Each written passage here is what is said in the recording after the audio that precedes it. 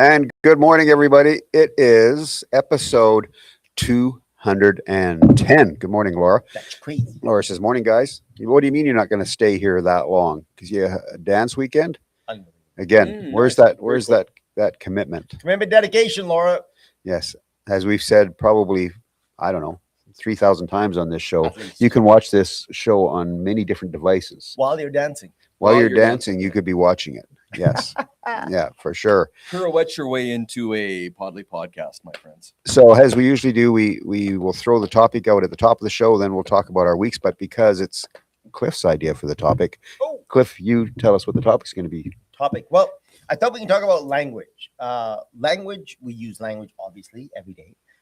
What language do we use? How does language affect us? And by that, what I mean is positive language versus negative language, maybe expletives. How do expletives change how we view the person using it, or how it changes our perception of what that person is saying? I mean, what happens if you drop the F-bomb in the middle of a sentence that might not make sense to some people, and it might change your impression of that person? So how does language make you feel, etc.? And from there on, it's just an ad lib. So there you go. Let's talk about that. And yeah. All right. So thanks for that, Cliff. Now, having said that, how was everybody's week? How was your week there, Cliff? It was good. Good week. Yeah. Busy, but steady and good and all type of stuff. And of course, Ravenwood Music Club last night. We did. Really good show. That was fantastic. Stella is so great, eh? Yeah. She So was, great. Yeah, talented girl for sure. Sad I missed And it. yeah, it was nice. And you know what? The weather's changing. It's getting more springy as we speak. We hope. And that always puts a spring in my step, so to Yeah. speak. So in my mind, I don't know. Seems like an upward spiral to me. Does it really change your attitude? Spring? Does it really change It your really attitude? does. Yeah. It really does. Does Weather for me. affects me quite significantly. I like You to too, Cliff. I like to actually be able to walk on the grass. And Yeah. it was funny. China and I were at a building yesterday, and it happened to be the snow had kind of melted away in the parking lot, and I made the effort to walk off the parking lot just to go walk on Just the to grass, walk on the to grass. feel the grass again. Finally, after You know, the it's funny snow. at my age. I don't know why all of a sudden now, but I never did it when I was young so much. Well, I did it when I was young, but then whatever is to take your shoes off, take your socks off, and walk in the grass. There's a certain pleasure Yeah. that comes from that is inexplicable to me now. When I was young, I used to do it, never thought about it, and then God knows I've worn shoes and socks all my bloody life. I swear. If I didn't wear them when I'm sleeping, I'd be amazed, right? Yeah. I think if you're young, you almost take that for granted Yeah. because you're not wearing socks a lot of Yeah. time anyway. Yeah. And now all of a sudden, the moment I get a chance, man, I tell you, I'll sit on the passenger side of my car, open the door, and sit and read a book. Good call. Dangle Cliff. my feet on the Yeah, grass. good Oh man, call. I love it. Yeah. Yeah, good call. All right. And how about you, Paul? You're back. Oh man. So health issues, guys. Apologies for that was on me last week. Yeah, just health issues. I'm not. Full disclosure, I'm not feeling great, gentlemen. But we're hopefully on the up and up. On the upswing. Good. On the up and up. I have no apologies again to you and to you. I have no energy today. I've a lot of meds, a lot of just a harrowing couple of weeks. So There you go. Feeling emotionally a little tired, a little worried, a little drained, feeling physically I'm just not there, guys. I'm just not there. Well, So we're happy you're back. Yeah. thank you. So apologies, that was on me last week, guys. Well, we weren't here last so- week either, so you didn't miss anything. Yeah, that's So we were at the Sherwood Park District and Chamber of Trade Fair last year, the week before. Which, sorry, the week before. Yeah. which went really well. It was good. It was pretty steady. Yeah, Most met of some the good people. Had met some fun. good people, and Was it good turnout? Good turnout? yeah, they had I think it was 12,800 and something is the number that I heard. Slightly up from last year, not a whole lot actually. Very close to the number of last year, but it was good. It's good. Hey, We sold some. I drove the ladies crazy. You did, You know? yeah. He took his shirt off at the trade fair, so Cliff was topless. So you're singing my tune? Is that what you're doing? What's going on over there? You're singing my tune. Yeah, Um, yeah. Not normally do we do that, but Cliff decided to go topless. Correct me if I'm wrong, but I think in trade fairs, concerts, festivals. I think nowadays, if you're almost even breaking even, I think you're doing okay. Would Yeah, you agree with that? Would probably. you agree with that statement? Probably, yeah. You know, But yeah. So anyway, you went topless, and that was good. And we have sold so the Ravenwood Music Festival coming up July back 10th, on to the 11th. clothing optional Uh, talk. we have sold some tickets this week, and I'm thinking it's maybe because of the trade fair. And yeah, Cliff's going to keep his shirt on during the podcast. That's right. Yeah, that's yeah. Yeah, so that's good. It's not that kind of a show, Bill. Well, what if it's an episode? It could be an episode. That's true. It could be an episode. Then we have to have forewarning and so on and so forth, right? And yeah, so it's been a busy couple weeks for me as well. And we met a future guest. We did, so we'll have a future guest coming on. We haven't set the date yet. We have a future guest coming up. Her name is Trisha. No? Trisha, yes. Yeah. And that's going to be interesting. We're hoping to have her on the podcast relatively quickly. It's about all things hypnotism and how that impacts your life. Very interesting concept. Interesting woman, obviously. We chatted to her quite a bit at the trade fair, and I spent a lot of time torturing her. Yeah, which was good. So Trisha, and again, I apologize, guys, because this is new to me as well. Trisha is coming on the podcast as a hypnotist. Well, she runs a business that uses hypnotism for help of weight loss, stress, all that kind of thing. Yeah. Very cool. And everything. Yeah. So it's very interesting. And what about you, Bill? Again, like I said, very busy, obviously, with the trade fair. And then this was a very busy week as well. I had lots of meetings and luncheons to go to. And so it's been kind of running all week long. And as you said, of course, we had our last show of season 3 for the music club last night. That went really well. Television and radio. Well, radio stuff. I did radio yesterday, so it was at the Raven yesterday morning with Captain Tractor for the members. That's our Chris and headliner Shannon for July 11th for the Raven Music Festival. Captain Tractor. Festival, Yeah, and that was great. Had a really good time with them. They played a song, and Chris Winter is such a. I've known him for quite a long time, and of course, they were our first 2019. Headliner. They were a headliner, yeah. And remember the rain? Oh yeah, it poured, and they talked about that actually. But it's Chris is such a down to earth, no ego type musician guy forever. So yeah, we had a good little chat walking to his car after after that. So yeah, it's been a pretty busy week, and of course, at last night's show. So we got that all set up, torn down, and unloaded, and here we are setting up the next day for the next one. Yeah. So that's quite the thing on the Rainwood Club nights, and then the podcast first thing on Saturday morning. Yeah. We should always have a couple little hammocks in here. We could. Applications for roadies, guys. Applications for roadies. So we have a couple comments up here too, by the way. Jeremy, good morning. Jeremy, my son thinks it's just hilarious. A hilarious ad that I do tell people, watch your effing mouth when they swear. His son thinks that. And then he says, interesting, half the clothing visible is branded with the Oilers logo. I have my Oilers hat on today. There we go. Yeah, you got a hat and your jersey on. Yeah, and you should see my Ginch. Wow. I don't want to see that, but okay. You should see my Ginch. We'll pass for the moment. We'll pass. We'll pass on that for sure. So so here we are. We're back. Like I said, episode 210, and we hope to have a guest in the near future here.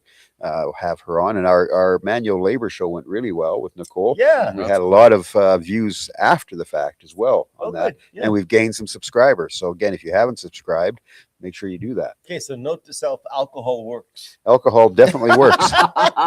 Well, hey, there's nothing wrong with beer tasting at 10 o'clock in the morning. Nothing wrong with beer tasting. This coffee tastes funny. That's right. This coffee tastes hoppy. This coffee's a little hoppy. That's exactly right. And well, I don't drink coffee, so we're in trouble there. So they comment is all pass, Podlie, so they're not interested either. Well, all right, but you're missing out because I've got an Oilers emblem right in the how you doings. All right. Well, having said all of that, let's get on with topic. And as we've done for 210 episodes, those around this table that choose the topic, they need to start the discussion. That's rude. So go ahead, Cliff. Start us out. Okay. Well, I'll start with. There's a book by a Japanese scientist. It's called "What the Bleep Do We Know?" and it's from a number of years back. And what he did was he took drops of water, crystallized water, and he basically spoke to the water, and he would say negative things and positive things, and he would yell at it and he would not yell at it, and so on and so forth. There's coming up on the screen now. Thanks, James. And I haven't. This has been a very long time since I thought of it. Just as we were talking about that, all of a sudden I thought about it. It's been a very long time, so I don't remember a lot about it. But I will tell you that basically he spoke words to the water and the crystals changed shape based on What he was saying. what he was saying. Oh, wow. Okay, so it's a fantastic experiment. I would recommend anybody read that book. It's very interesting. And we are made up of 70%, whatever it is. I don't know what the details are, 70% more or more water. That's what we're made up of. That's who we are. So it's my contention that the words that we speak affects us sometimes not even at a conscious level, but a subconscious level, Right. at a visceral level, Yeah. where we don't necessarily know.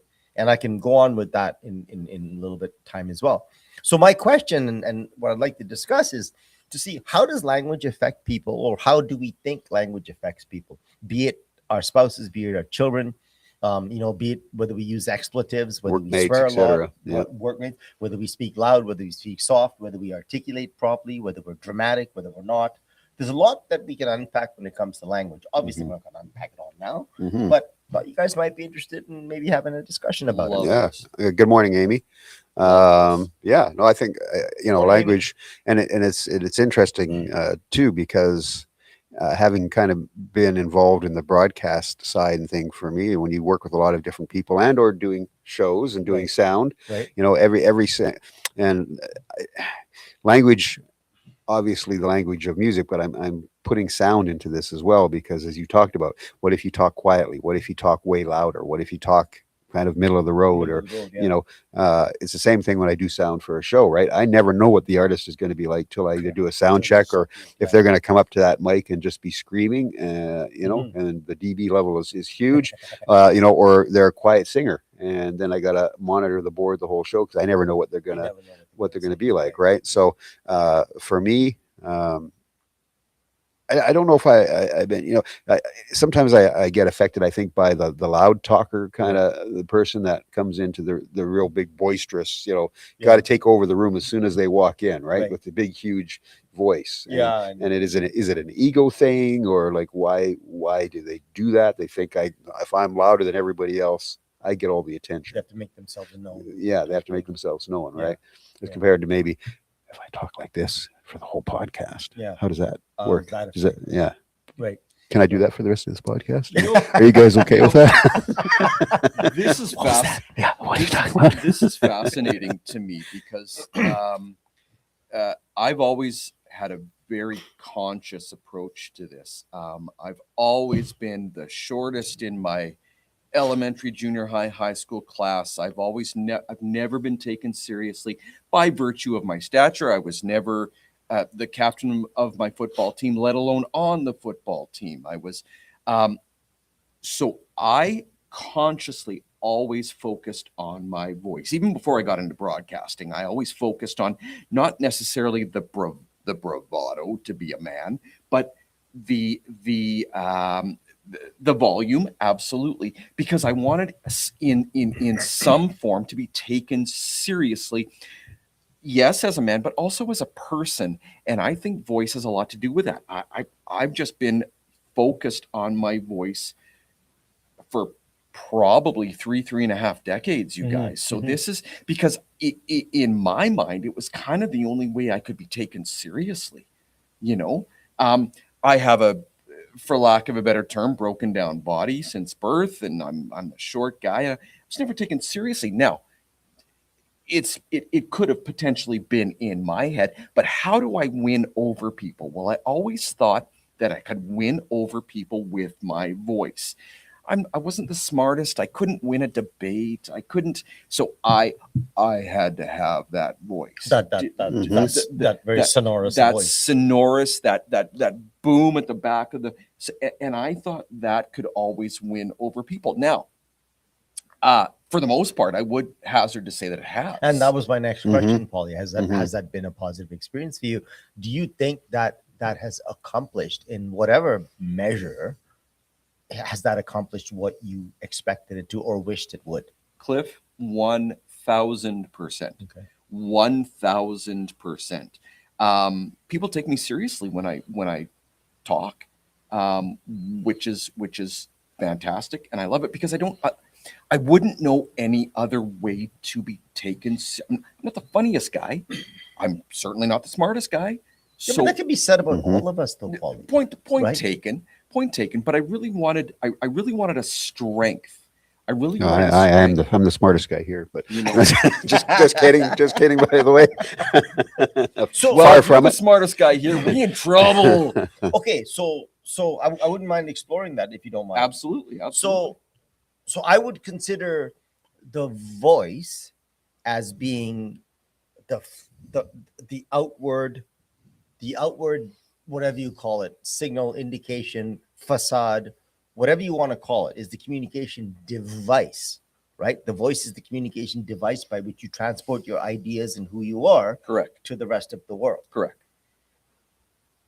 So, depending on the voice, does the voice change how people understand you, or do you change how you interact with the world based on what their response is? Because, okay, so just one last point to clarify. What I'm saying is, I could be the biggest jackass in the world, right?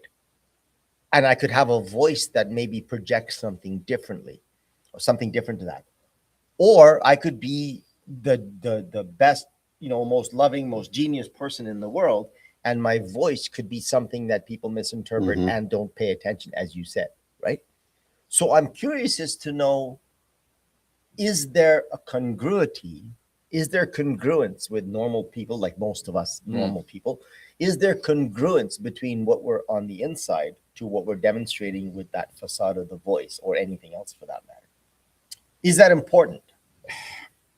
For me, it wasn't. For me, so much it wasn't that I wanted to be understood. Right. For me, it wasn't so much that I could be talking smack. I could be Yeah. talking. I don't know nothing about nothing. But I think I just wanted to be heard, whether I was right or wrong, Right. or not. I just wanted all eyes on me. All eyes on me. Do you know what I mean? Whether I'm talking smack or not, I think I just wanted. I didn't want to be invisible in the room. Mhm. Do you know what I mean? Yeah. Now, as a 5'6" man, I'm invisible in the room. But if you've got that booming voice, now I get it. I would love to also be coherent and comprehensive, and I'd love to know a lot about a lot, and this, that, and the other thing, and I'd love to be known for my opinions and my debates and this, that, and the other thing. But the fact of the matter is, I'm not any of those to any great extent, right?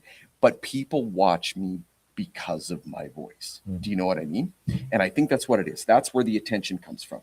So there's a couple of comments up there. Actually, Amy's got 3 comments that are up there. And Paul, can you see those? Do you want to read those ones? Top one: language actively shapes human thought, perception, and memory, serving as more than just a communication tool. The languages we speak influence how we perceive everything we do in life.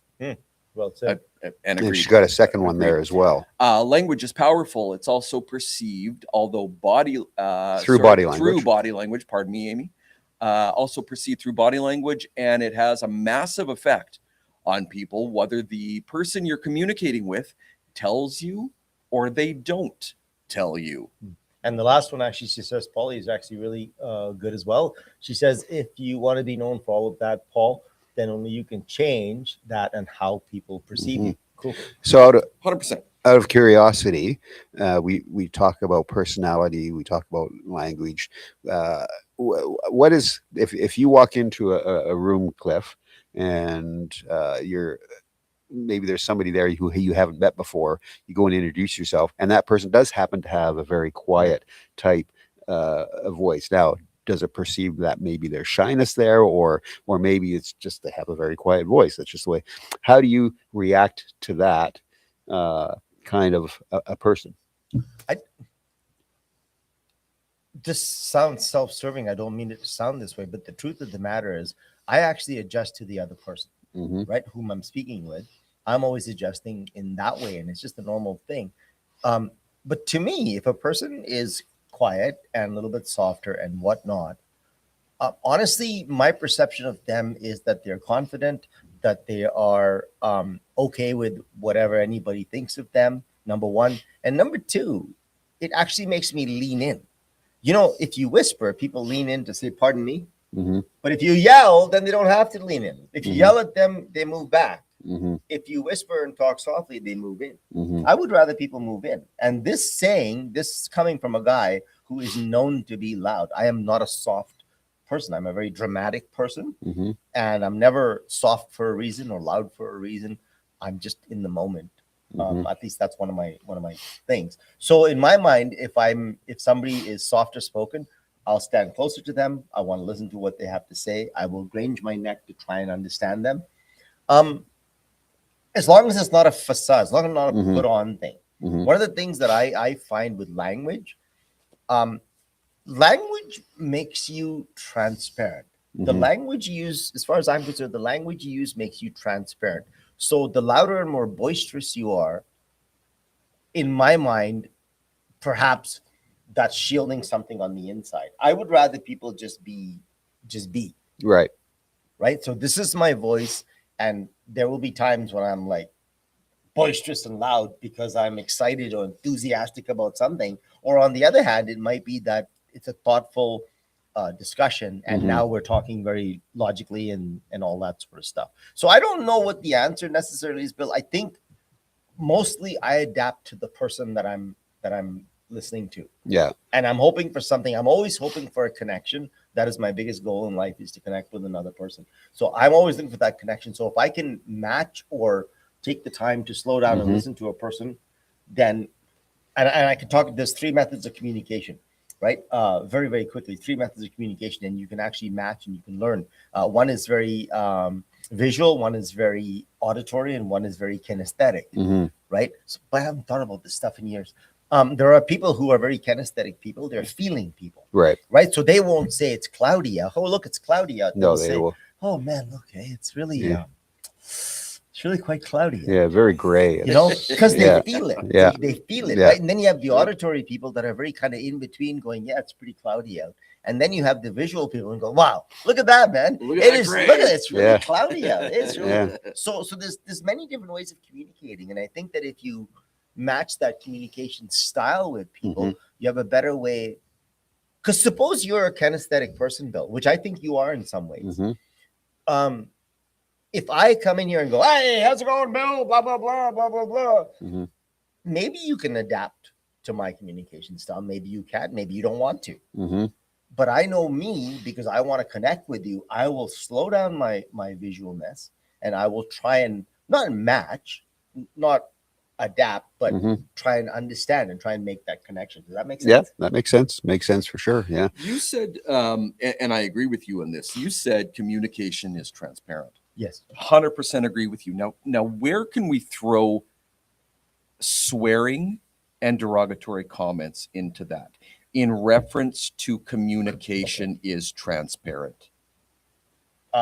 So my point is, when we swear, and I've known a bunch of people who I've worked in the bar scene who every third word is a 4-letter word. What is that saying about people? Now I've seen online people will say, you know, if a lot of people swear, that means they're so intelligent. If you're disorganized at home and you're a messy person, that means you're so intelligent. Is that in fact? Is that transparent as them being intelligent? Is that, well, that's no. I'm curious about that, you know? Thoughts, Bill? If I think about it that way, I look at it as, I don't want to say anybody maybe that it's a lack of intelligence, but it's maybe a lack of knowing, being able to articulate. Yeah, I think all of it is a good part of that. I kind of, not that I disagree with you, Bill, but I want to go at this. I have the last time I heard a swear word out of your mouth, it has been years. It was probably 3 weeks ago. I swear Maybe this morning. Yeah, no, I swear Maybe this morning. You're both intelligent men. So what's the difference? Where's the? Do you know what I mean? Part of it. Okay, couple of things, and that's a really good point, Podlie. That's a very significant point. There's language, but then there's also idiomatic language, right? So idiomatic language tends to be cultural. Idiomatic language tends to be circumstantial, right? So if you're growing up, let's say on a construction site, and your supervisor or the older person in your life smacked his hand with his, excuse my language, folks, please. There are no kids watching anyway, but he smacked his thumb and he goes, fuck. Right? That lays an impact on a young person. Okay? And then that becomes the outlet for when you hurt yourself. So now that's a circumstantial idiomatic language. Right? Agreed. So there's circumstantial idiomatic language, and then there's cultural idiomatic language. If you grew up in a household, let's say that your dad was always swearing or whatever the case may be. My dad never swore. My mom never swore. Yeah, okay, same in my home. Yeah. The biggest swear word my mom ever used was "damn," right? And then that was it. And my father, a very articulate person, very rarely would he. I don't think I ever heard him swear. And yet, for me, that became very much a language. Part of my language. And I grew up, I was homeless at 15, and I grew up with teenagers, and we were all just living, right? So I don't know if that comes from that. I would prefer honestly, if I were to use swear words more, expletives more for emphasis at given times versus have it a part of my lingo. Having said that, I can get up in front of a group of people or talk on a microphone or be in a group of people and not have a single swear word out of my mouth. So as much as I'd like to say it's unconscious, when I think about it, it's actually not, because I can sit at any table. It sounds like I'm bragging. I'm not. What I'm saying is that for some odd reason, certain parts of my life engender bad language, and certain parts of my life are totally absent of it. Right. We've got some, sorry, I was just gonna say, we got some comments here as well. I like the one here that, again, Amy talking about swearing. So if someone is swearing in every third word, they speak that as a lack of intelligence and ability to communicate in a manner to which they are being spoken to. Agreed. Yeah. And then Jeremy, swears are just words. They're tools to be used. Sometimes a hammer and the most appropriate tool is other times a feather, but they are just tools. Yeah. And I agree. And I think to Podlie's point, which is a very good point, what is the perception that people have of those that swear? As you said, Podlie, some people think it's more intelligent. I can't imagine that. Some people think it's less intelligent. I don't actually necessarily agree with that either. Right? I think it is a matter, a tool. I think a matter. I don't know if this is right, you guys. I just came up with this circumstantial idiomatic language. I don't even know if that makes sense. I just came up with it. But so circumstantial idiomatic language versus cultural idiomatic language. I think that's part of it. How does it affect people is one thing. How that person perceives you is another, right? Same thing with other language. It doesn't have to be expletive. If you walk into a room and go, hey, how's it going? Blah, blah, blah, blah, blah, blah. You're perceived differently. Or if you walk into a room, you walk to the side and you basically wait and see, engage the room. And then you just go and make contact with the people that you wish to make contact with. Right. Find the open people and go and have a discussion with them. So I think I don't know what the perception is of people that come in all guns blazing versus people come in slightly more tentative. Right. Yeah. Sorry, I was just put a note on the monitor here. Good morning, ladies and gentlemen. As my producer tells me, good morning, ladies and gentlemen, and welcome to the middle of the podcast. Hint, hit. We need one of those big lights, in studio and on air and stuff like that. In the middle of the podcast. I know. That's what we need. And I'd just like to bring back something that we haven't done in a couple of episodes, in a few episodes. We used to give away points. We haven't done that. Yeah. Since we've come back, we haven't done that. Yeah. So what I'd like to do is afford James, our producer, I'd like to give him 2,500 points For bringing that up. for reminding me that it was the middle of the podcast. James, those can be redeemed between now and 10 minutes from now. Yeah, So, for absolutely nothing. Yeah, you get nothing for them. But you know what? They can be redeemed at Columbia House, James. That's where they can be redeemed. Oh, he's putting something up on the board here for us again, which we may not want to read publicly. Don't worry. But he took it down. So So- I don't know, Bill. Like so we've all spent time with quote unquote people, public, right? All my jobs have been interacting with people, Mhm. and I find that somehow it's me that always adjusts to the other person, Mhm. and it's not a conscious thing; it's an automatic thing. I adjust to the other person. I often engage with them at whatever they wish to engage with a level. Then I end up talking too much because Mhm. if I'm excited about this person, I tend Right. to want to connect with them a lot. Yeah. But for the most part, I adjust to them, and obviously in business cases, it's even more significant that a person does that. Have you found that? Oh, to for be- sure. When you're dealing with all different types of personalities and people, from, as you said, the real boisterous to the person who's far less talkative, Right. You have to make that adjustment. Just do that if you go to a networking event, Exactly. because everybody you walk around to is going to be different. And you have to.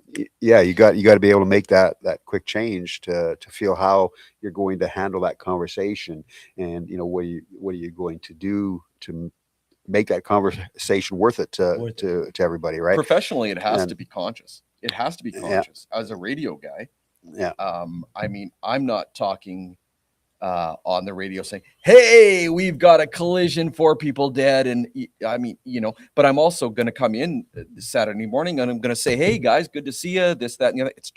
It's absolutely conscious. I think, Mhm. depending on the situation. I Yeah. think it's situational, 100%. Yeah, and you said, and as you mentioned, like you said, you haven't heard me swear and I don't whatever. think I've but, ever heard you swear, though. Ever. But obviously, being a sports guy and playing hockey and playing, you're swearing all the time You're on throwing- the yeah. field, whether it's at your opponent or whomever. Yeah. But in actual life, I do swear, and there's nothing wrong. It doesn't bother me when Not people that are. there's anything When, wrong with there's anything wrong with it. It doesn't bother me because and when you're dealing in business and dealing with all types of people, there's all sorts of personalities that we said. The person who's every third word is a swear word, right? It doesn't bother me at all. Yeah. But for me, I just never. It's When the never kids- been a thing. When the kids were growing up in your house with your 4 kids, did you have a no swearing policy? No, Did you have any communication policy not whatsoever? on this. Not on swearing. Like our kids all swear as they became teenagers and stuff. I didn't stop them from it. Yeah. And it wasn't excessive, but they all swore. But they'll swear, Yeah, and Guys, I have a no swearing policy for my kids. Do you? I Mhm. absolutely I do. I try my darndest not to swear as well. And I full disclosure, you guys, I've always said this to my kids. I said, people who swear, it just they don't sound like intelligent people. Okay, so this is a good example here. Let me ask you this now. You just said I try my darndest to not have them swear. Do you think there's a big difference if you said just now I try my damnedest? Like what difference do you think it makes to say darndest versus damnedest? It doesn't, Cliff. It really Okay. doesn't. It really doesn't, because we're all adults here. Nobody really- even for kids. I'm curious. and I don't know. I think maybe we're just programmed to realize that. Oh, damn, is that bad word? Yeah, You know what I mean? Yeah. Do you know what I mean? Oh, F Yeah. is that bad word? Yeah. Do you know? But I think it was to somebody's point. They're just words. Yeah, Jeremy. I think it was Jeremy's Yeah. point. They're just Yeah. words, and And I agree with you, Jeremy. But maybe we're just programmed that. Okay, but Podlie, to your point, words are words. I mean, to say just words and Jeremy, I'll want to fight me on that? Jeremy and I talk language all the time, so Mhm. that's why I say that. Him and I are language buffs. But yes, swears are just words. I get that part, but words are important, Agreed. and what Agreed. words you are important, Yeah. and that's one of the things that go back to my opening salvo about about the effect of words on water, and we're made up of Mhm, 70% plus water. So words are important. Intention is important. How you say it is important in my mind, right? But my thing is, if I said to you, I tried my damnedest, Mhm. I tried my darndest, Mhm. or I tried my very best, Mhm. right? So my theory is, if you're not going to swear, don't replace it with something. Oh, heck. Replace Okay, it with well, English. why don't you replace it with English and say, you know, instead of oh damn or oh heck, you say oh my goodness. I don't know what that means, but I don't know what oh my goodness means, but nonetheless, oh my goodness. But so if you're gonna, in my mind, if you say, you know, oh truck, do I really not know that what you mean is oh fuck? I 100% agree with you. I Mhm. 100% Right. agree with you. But then how do we? And this is what I'm trying to teach my kids. When yet I'm not necessarily very good at it yet. How do we program ourselves to use proper English where we otherwise use darn or damn? To your point, what you just said is those three examples. And I want to come to Billy here in 1 second, but the last thing I want to say is, I swear this is not true, but I'm going to say it anywhere. Mhm. I swear inauthenticity says damn, says darn versus damn, says truck versus F. Mm. It's more inauthentic. Like, why don't you just say the word that you're thinking? Mhm. Is that something? So Mhm. let me Mhm. ask you, Bill. What he pointed out is you don't swear. I don't hear you swearing very much. I've heard you swear, but Mhm. it's not a daily thing. Mhm. Oh, what's Do the word you- you use, Bill? What's the word you use? Do you trade words like darndest for No, damn I and don't. I stuff? don't think I trade words. Obviously, as actors, I've played characters that swear a lot, for sure. But no, I don't. I'm not into trading words. Like Because I've never heard that from you either. I'm not gonna say darn Yeah. or damn or to replace it. Yeah. And I think it's because maybe I don't. It doesn't cross my It mind. doesn't cross your mind. Right, even if it's dealing with something that's frustrating or whatever, but it doesn't cross my mind Right. at that point. Yeah. Like I said, my kids all swear. My grandson's a teenager, a hockey player. Yeah, He swears swears. like- yeah. Yes, yeah. Yeah. Like, Jeremy's my godson, God bless him. I love him to bits. He what was he, 2, Jeremy? And he was dropping F-bombs every now and then because of his dad. yeah. But see, Bill, okay. And- So this is interesting to me. Sorry, Polly. This is really interesting to me. So you don't think in terms of the expletive, and therefore Right. you don't have to I don't have substitute it. to substitute it. So that leads me to this, Paulie. Then, so if you're saying to your kids, "I tried my darndest," that tells me you're thinking in terms of the expletive, but you're editing yourself. So I think, Right, yeah. I think, and I do agree with you to that point, but I also think in terms, I love language and I play with it, Right. and I play with it. So what I would do is I would say, "What the tiddlywinks?" Right. Do you know what? Just to have some fun with Right. this language. Do you know what I mean? So agreed with you. Absolutely. I am thinking in terms of a swear word, but I'm thinking in terms of making it fun and funny and stuff Mhm. like that. Do you know what I Right. mean? And I'm not looking for the proper English word. What I'm looking for is some artistic, flowery, fun word to make people laugh and still get the expletive out. And I Right. think that's what I do. So Jeremy says, I remember when I was 4, I got in trouble for something as I was walking downstairs to get my spanking. I was mad. I didn't know any bad words. So the whole way downstairs, sharks, sharks, sharks. Sharks. Dun, dun, dun, dun, dun, baby shark. Is that where Sharknado came from? There we go. Sharknado. Yeah. Well, I think, and you know what? That's a good one, Jeremy. I mean, sometimes Well- you have an emotion that you cannot seem to attach a word to, right? Yeah. And again, I think even with my career, which is a very professional career, and I like even with my team, like if we're out at a dinner or a bar or doing our thing after, I'll probably swear then for Right. sure on a occasion with the team Couple and of everything. scotch later. But professionally, obviously, because I'm in that type of career where I'm dealing with C-level company, large company, like I don't, and You don't, yeah. and because I've done that for so long, I think consciously, it's just gone from my mind. I don't think about And it's true, swearing. you guys. It does depend on Yeah. the audience. When I'm talking to my kids versus when I'm talking to you guys versus when I'm talking on the radio, it depends on the audience 100%. Yeah. You know? Well, you're definitely not going to be swearing on the radio, or you wouldn't have your job. Funny story about that. How many broadcasters have not turned the mic? Forgot to turn the mic off. Oh, yeah. How many That's happened. broadcasters have Yeah. lost their job doing that? And I'll tell you, it's in the dozens and dozens. You know. Yeah. Oh yeah, oh yeah. There was a recent gaffe on CBC where I can't remember the name of the person is, but something she said, "Don't worry about it, it's all made up anyway." She's talking about the news. Jeez, no Yeah. way. It's all made up. No anyway. way. Had a hot mic and forgot to turn it off. It's really funny because what happens is when you know that you have the button on, you're all flowery and you're all complete English.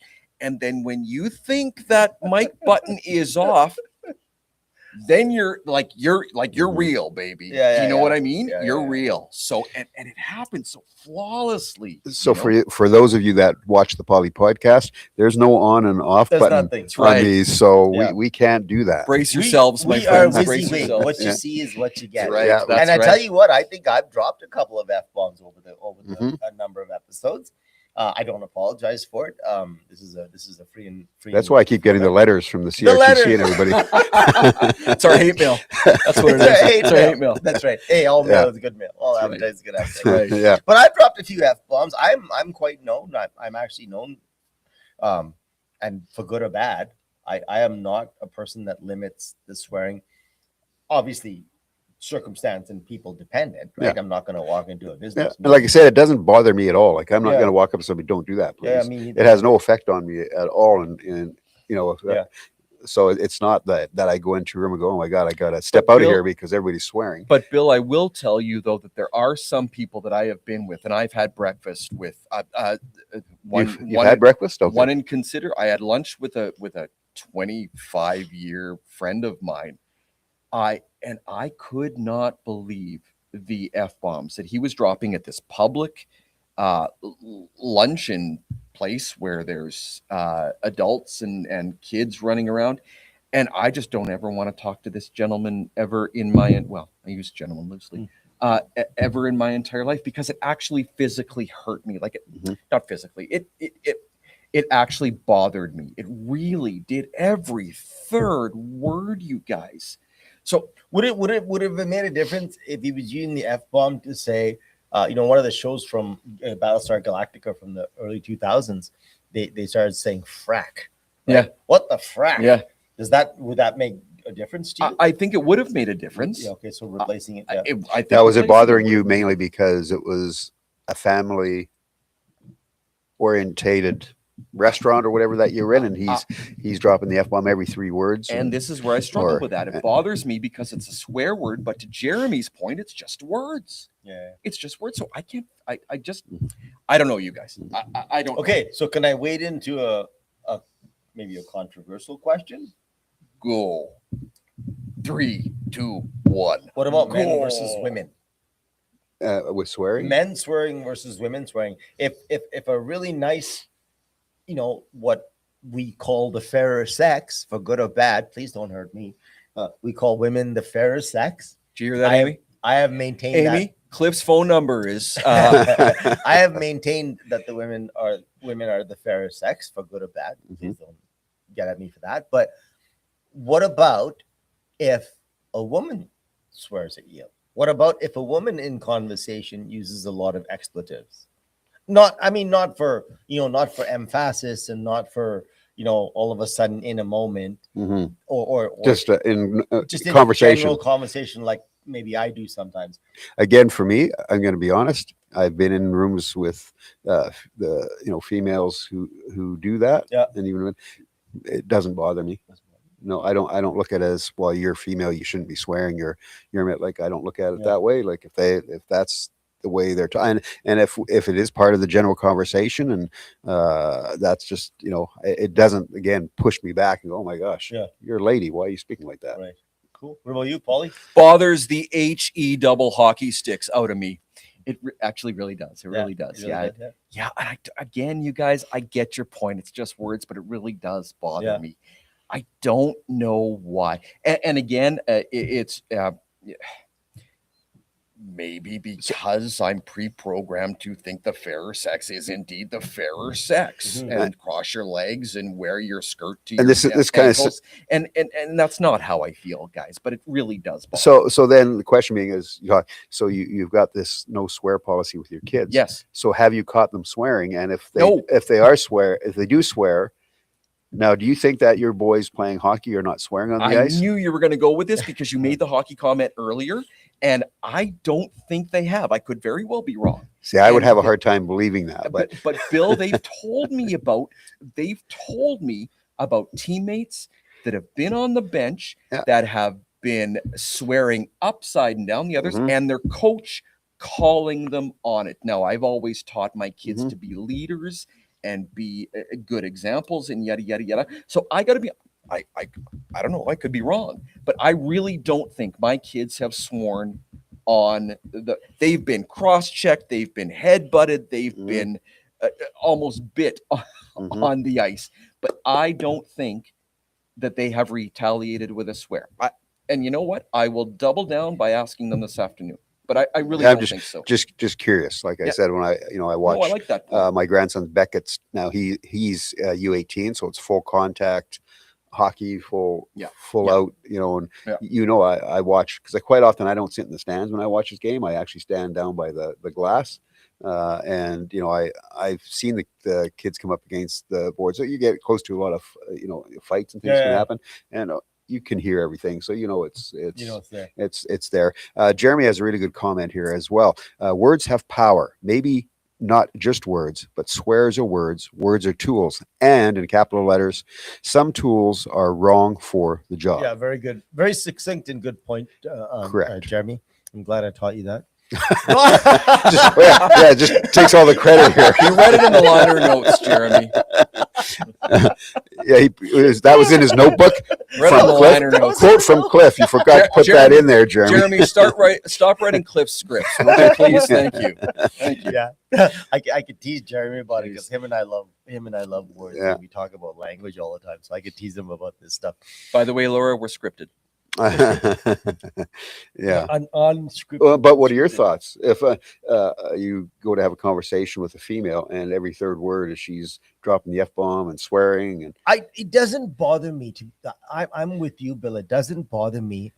I think it's more, and I would say exactly the same thing about me. I think expletives are more effective when it is limited. I think expletives have more power when it's limited. And that's, I guess, with anything. And we're talking limited. So you're talking like during a 5-minute conversation, maybe they swear half a dozen times as compared to every second word in that 5-minute conversation is a swear word. And use it in time. There's nothing worse than hearing somebody use expletives and they don't know how to. Because then they're just swearing for the sake of trying to get for the attention swear or of whatever it is.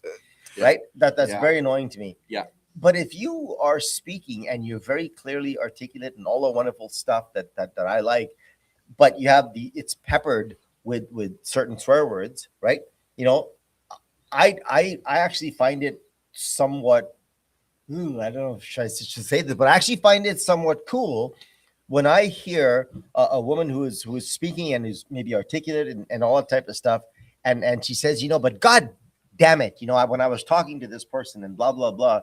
And now you have this wonderful sort of dramatic twist to how she's saying something. But Cliff, why can't instead of and to your point, why can't you say instead of goddamn? Why can't you say eureka? Like what? That's not a swear word. Okay, but why can't you? Why can't you just change it into a word that we define as not being an expletive? Okay, but that's precisely my point. Why should we? That's a good point. And who defines what language is acceptable? That's a good point. Yeah. Right. Yeah. I mean, right now, like whatever in the last number of years, man, we could get into that. We've had language has been policed to the nth goddamn degree. Well, especially now when you look at, we're not talking swearing here, but over 15, 20 plus years, a sentence we said 20 years ago, you say it now, you could get Bill, 2 weeks ago. so much trouble. Yeah, 2 weeks ago. You Like, you Was have to be that so before or careful how you after say a couple things. of drams? Yeah, you got to be, so careful how you everything say. changes. Yeah? Everything has changed Yeah, over that's how true. you say things. Right. Whether, and like I said, that's a whole nother No, topic away from but yeah, swearing. that's But another topic that, and I wouldn't but- mind discussing that, because Paulie, you open the can of worms, right? You say, well, Yeah. that we find acceptable, or whatever the case may be, because Eureka is more than goddamn, whatever. The fact of the matter is, though, but who decides? Mhm. Why do we decide Absolutely that right. Eureka Yeah. is better Yeah. than whatnot? I mean, in the last number of years, And is it? we didn't have limited speech. We had compelled speech. Mhm. And I think compelled speech is I mean, if censorship and speech and who dictates what you can say and what you cannot say is here, let me tell you something. Compelled speech is sky level, and we've already had that. So I'm very much a person that says language should be fluid, language should move and grow and basically evolve, right? With a society. And who decides what that is? I think the usage defines the dictionary. Wasn't in the dictionary, now it is. Mhm. Right? Mhm. Irrespective, or what's the word? I can't think my brain is fried, but these words did not exist in the dictionary, but usage demanded that they actually End up in the dictionary. Mhm. right? And in my mind, that's what language should be. Language is living, and it is evolving on a minute. I was by just going to minute say it basis, should be an evolution. right. Mhm. Yeah, I was just going to say. And anybody who thinks that they should define a language and define what is good and bad in a language for a society is a dictatorship. Mhm. Yeah. Yeah. Yeah, And 1984, baby. yeah, you're not going to go to jail for swearing. So, Well, not in this country. Well, yet. not in this country, not in this yet. country. Not yet. Yeah. Not in Yeah. this. There are at least speculating. There are a handful of countries that you will land in jail for swearing if you're in the wrong. Yeah. Hey, if we you're have in the we wrong have the crowds. Harms Act right now passing in Canada, which is a highly, highly, highly Worrisome. worrisome act. Because who defines it? People talk about hate speech. Who defines hate speech? Who Yeah. defines what hate is? Yeah. Right. So Yeah. so you can get charged and go to jail for hate speech. True. But if you're the judge and you tell me that a swear word is hate speech, Mhm. then I can go to jail for Yep. that currently You're exists. absolutely right. Mhm. So Yeah. it's not the hate speech that's the issue. It's who defines it. That's We the need issue. James Orwell on the panel. That's what we need. We need to bring James Orwell on the panel. See what he has to say. So Yeah, it's but you are right. Like I said, it's and we've talked about this before on the podcast a bit, how language and the perception of language, the perception of what you say and how you say it has changed over the years. Like I said, even 30 years ago, we say something that we thought was completely hilarious. Man, if you said that sentence today, you could be shot for it, or everybody's going to look at you and You'll be a They're- social they're- pariah. yeah. They are now banning one of the American classic books, Huck Finn, The Adventures of Huck Finn, Why? because of the N word. Right. Because of the N word. Now, did you notice I just said The the N word? Yeah. That's what I just said. And that's another can of worms, Paulie, right? Because when and you could call me on this one, because I said, well, who polices it, and they shouldn't be that blah blah blah. But yet I would agree that the N word shouldn't be used. Agreed. Mhm. Agreed. Right. Yeah. So Agreed. so they're always, in my mind, there are always navigation Oh, yeah. through these systems. But it's so complicated, right? Language is so complicated. But yeah, and I think as we evolve, Bill, we talked about this. What we said 30 years ago, you can't say now. And what we said 2 weeks ago, sometimes you Okay, can't say now. it changes. Right? It's like But- technology; it changes every 5 minutes. Exactly. But there are certain things that are necessary that we change, in my mind. Again, Paulie, you can call me on this based on what I said a little bit ago. But the fact of the matter is, there are expressions or idioms that I've used in the past that I had no idea what they mean. They were just an idiom. We just said that. Mhm. And then I learn about it. And then I'm like, oh, well, that's not very nice. Yeah. Mhm. Right? Yeah. So in terms of that, I think the evolution of language should include that. You're right. See, now I'm muddying the water, even from what I said 5 minutes ago. Yeah. This is the it's nature of complicated. language. Yeah, right? it's complicated. This is the nature of language. Mhm. It's complicated, but it's a lot of fun to talk about. Oh, Yep. it's fantastic. Yeah, it's a lot of fun to talk about. Yeah, no, for sure. And it's Dylan, we've got what about 4 minutes left here today Cool. in episode 210. So yeah, good topic, Cliff. Yeah, and if anybody, hey, listen, if you guys have anything to say about this, put it in the comments. We can discuss it further, and something good, something bad. I don't know.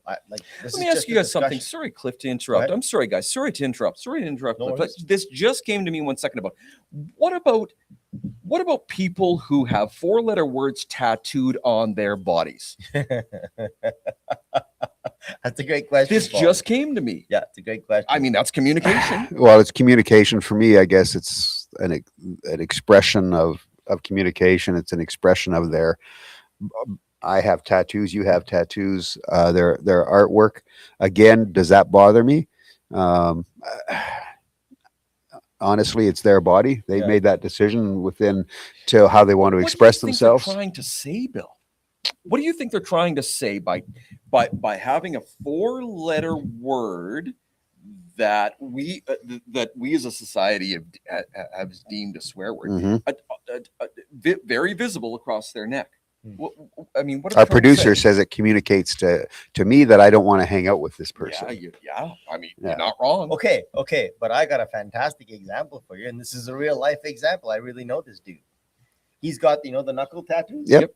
On one side, he's got LOVE. Yep. On the other side, he's got FUCK. Oh, see, and I know Love and Hate. Who's the artist the musician who has Love and Hate? But anyways, your point is but he has FUCK in one and LOVE in the other. So if you look at it, if you're right to left, it'll say something, and if you're left to right, it'll say something else. Yeah.